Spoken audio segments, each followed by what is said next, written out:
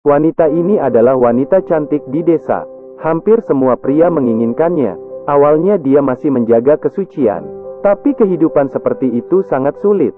Suami Nai suka berjudi dan sering melarikan diri dari rumah.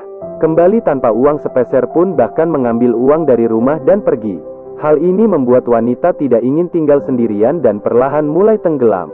Akhirnya dia melepaskan diri dan menjadi wanita kotor. Dia bahkan memiliki hubungan dengan setiap pria di desa. Entah itu anak muda atau pria tua, semuanya tidak terkecuali. Tampaknya memang seperti itu, tapi cerita ini tidak begitu sederhana. Setelah melihat video ini mungkin Anda akan mengagumi wanita ini. Kisah ini terjadi di Korea Utara pada 1920-an. Karena perang Korea kini menjadi koloni Jepang. Tetapi di pedesaan terpencil ini tidak ada pengaruh besar. Tapi hari ini suami Jen kembali dan ada prajurit Jepang yang mengikutinya. Begitu tiba di rumah, Jen langsung mengeluh. Seorang pria tidak pernah berada di rumah. Beberapa bulan pulang sekali dan meminta uang. Kemudian keesokan harinya pergi lagi. Wanita mana yang akan hidup dengan bajingan seperti itu? Suaminya memang seperti itu, tapi dia memiliki kelebihan. Dia sangat pandai berkata manis dan sangat lembut. Dia selalu mendengarkan ketika istrinya marah. Kemudian melayani istrinya dengan baik. Jen benar-benar marah dan tidak ada cara. Entah kejahatan apa yang dia buat di kehidupan sebelumnya, sehingga menikah dengan pria tidak kompeten seperti ini. Suami tidak menjelaskan apa-apa, waktu terbatas. Hal yang harus dilakukan dengan cepat. Keesokan paginya dia pergi dan prajurit Jepang mengikutinya. Setelah kehangatan singkat, Jen harus mulai mengumpulkan uang lagi. Ketika sedang berdandan, seorang bibi memasuki rumahnya, mengatakan bahwa Tom dari desa sebelah telah kembali. Dia menghasilkan banyak uang, kamu boleh menemuinya. Selama dia mau, maka dia bisa mendapat sekantong beras. Pada saat itu, sekantong beras adalah sebuah kemewahan. Tidak ada yang memiliki begitu banyak makanan selain orang kaya. Jen telah menolak beberapa kali, tapi kali ini dia ragu. Dirinya harus hidup dan suaminya menginginkan uang. Jadi dia berdandan dan pergi ke kebun anggur untuk menepati janji. Pria ini cukup tampan, hanya saja dia penyakitan. Tapi makanan besar itu benar-benar menggoda. Jen meletakkan spray yang dibawanya dan berbaring. Setelah itu dia membawa beras itu pulang dengan bersemangat. Tubuhnya lelah, jadi ia harus makan dulu. Begitu selesai memasak nasi, bibi itu datang membagi beras. Karena pria itu diperkenalkan olehnya, jadi ini adalah biaya perantara. Tapi sebelumnya dia sudah mendapat keuntungan dari pihak pria. Sekarang dia datang mengambil beras hampir setengah banyaknya dari Jen. Jen tidak berani bersuara karena takut hal ini akan tersebar. Tapi tak disangka saat malam hari suami bibi mengembalikan beras. Tapi dia perlu tidur di sini. Siang hari bibi datang mengambil beras dan dia tidak berani bersuara. Dan sekarang suaminya datang untuk mencuri makan. Mungkin karena ingin mengambil barangnya kembali atau karena kebutuhan fisik. Jen akhirnya menyetujuinya. Ketika tidak ada kerjaan, dia datang memetik daun murbei, atau bekerja untuk kepala desa. Hari itu hujan besar, Jen ingin berlari ke rumah tapi justru dihentikan oleh kepala desa. Pria tua ini juga direkomendasikan oleh bibi, dan sangat bersedia untuk menghabiskan uang. Ini adalah sebuah cincin perak. Pada tahun 1920-an ini bukan perhiasan umum dan sangat berharga. Meskipun sedang hujan dan pria ini adalah pria tua. Tetapi Jen tidak menolak. Hanya dalam beberapa hari dia telah menerima 3 pria. Tidak ada dinding yang kedap, terutama di pedesaan. Semua hal buruk tersebar dengan cepat. Jadi semua orang di desa mengetahui hal Jen. Wanita mengatakan dia gatal dan pria mengatakan dia kasihan. Jadi para wanita sama-sama memarahinya. Dan para pria menjaga bisnis Jen begitu mereka punya uang. Dia bukan tidak ada kerjaan. Biasanya dia akan memanen daun murbei untuk memelihara ulat sutra. Dibanding hal memalukan itu, pendapatan memelihara ulat sutra juga optimis. Setelah beberapa saat dia telah memiliki tabungan dan menunggu suaminya kembali. Hari itu di tepi sungai para wanita sedang memarahi Jen. Mereka berhenti ketika melihatnya datang. Namun melihat cincin perak itu, mereka iri dan mulai menyindirnya. Jen tidak mengatakan apapun dan mendengarkan mereka. Saat ini istri Indra juga mulai memamerkan cincin peraknya. Itu dibeli ketika Indra menikahinya, dan mengatakan ini lebih berharga daripada transaksi kotor itu. Ini menandakan cinta. Akhirnya Jen pergi dengan marah. Beberapa hari kemudian dia kebetulan bertemu Indra. Siapa yang tidak tergerak ketika bertemu wanita cantik? Hanya saja sampai saat ini Indra tidak pernah menyentuh Jen, karena dia tahu diri dia pendek dan jelek. Bahkan dengan memberi uang belum tentu orang mau. Tapi Jen tidak hanya tidak meremehkannya, justru sengaja menggodanya. Ini membuat Indra sangat gembira. Saat Indra menginginkannya, Jen pun berkata, "Kamu hanya perlu memberikan cincin perak istrimu padaku, dan kamu bisa melakukan apapun yang kamu mau." Indra langsung menyetujuinya.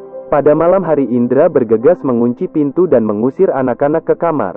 Lalu dia memanggil istrinya masuk untuk memulai pertempuran. Setelah selesai dia makan telur dan mulai lagi. Setelah beberapa ronde akhirnya istrinya tertidur. Dia berhasil melepaskan cincin dan bergegas ke rumah Jen. Dengan begitu Jen mendapatkan cincin dengan mudah. Dia sengaja memperlihatkan cincin itu. Cincin itu memiliki pola jadi istri Indra langsung mengenalinya. Dia hampir pingsan setelah Jen mengejeknya. Kemudian dia berlari ke ladang gandum dan memukuli Indra. Tidak hanya itu, para wanita tua itu marah dan mencari Jen. Berkata ingin mengambil kembali barang-barang yang pernah diberi oleh pria. Begitu mereka sampai, mereka langsung menggeledah rumahnya. Lalu mereka memukul Jen. Wanita-wanita ini sangat kejam. Entah berapa lama kemudian mereka tidak bermaksud berhenti.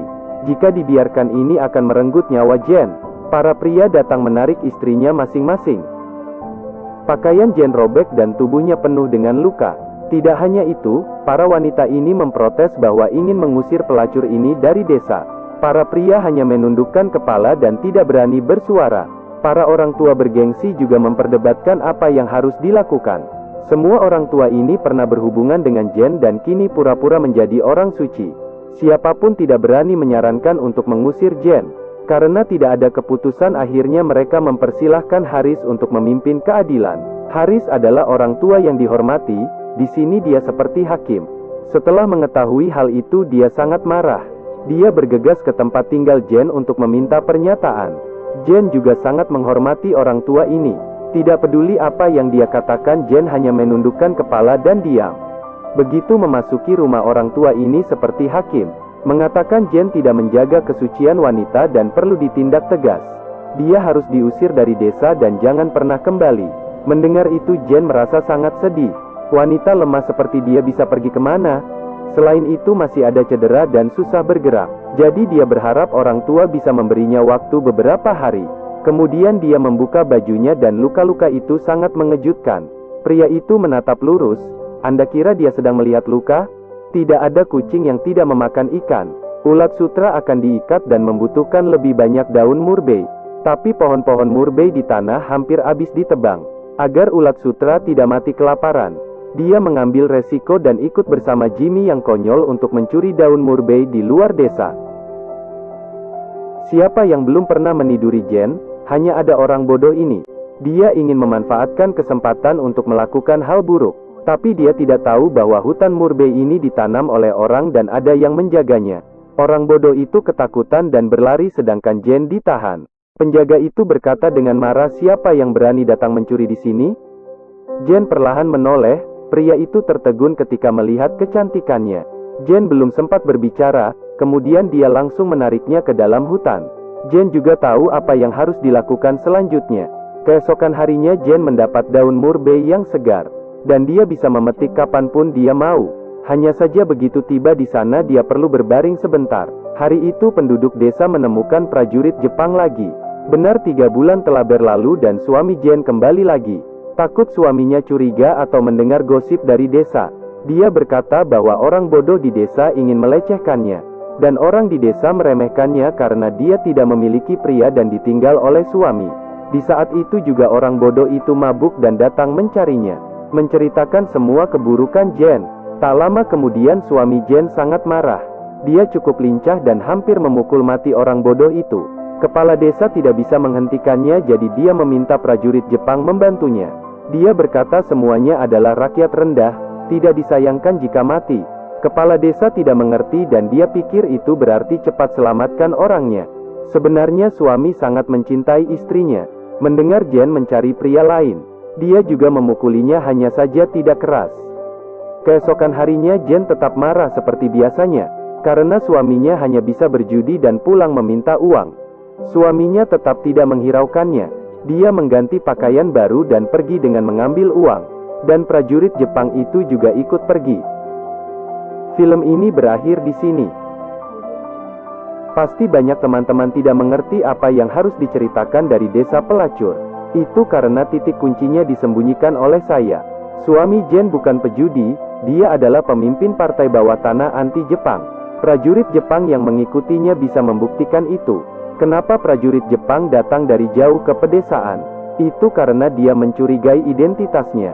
Dan setiap kali dia pulang istrinya selalu bertengkar dengannya di muka umum. Mengatakan suaminya hanya bisa berjudi dan mencari wanita di luar. Meskipun tidak dijelaskan bahwa apakah Jen mengetahui identitas suaminya. Tapi keluhannya kebetulan menutupi pria itu. Dan suami membutuhnya banyak uang untuk mempertahankan operasi bawah tanah. Saya rasa pada akhir-akhir film Jen seharusnya mengetahui siapa suaminya. Jadi dia melihat kepergian suaminya dengan sedih. Pasti ada yang bertanya, Jen memiliki banyak cara untuk menghasilkan uang. Kenapa dia harus menjadi pelacur? Menurut saya pribadi, sutradara sengaja mengkritik warga negaranya. Negara sedang jatuh dan warga negara tidak melakukan apa-apa.